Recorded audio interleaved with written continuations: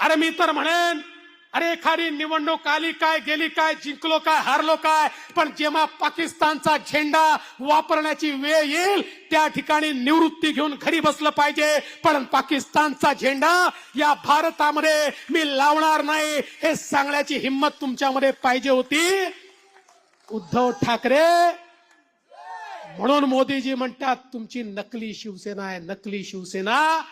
कारण आज तुमचे लोक गळ्यामध्ये मशालीचा पट्टा घालून टिपू सुलतान जिंदाबादच्या घोषणा करतायत आणि तुम्ही या ठिकाणी केवळ एका मतांकरता लांगुल चालन करताय. उद्धव ठाकरेंना माहिती आहे या महाराष्ट्रामध्ये आणि मुंबईमध्ये त्यांनी बाळासाहेबांचे विचार सोडले, त्यामुळे आता त्यांच्यासोबत जनता येणार नाही.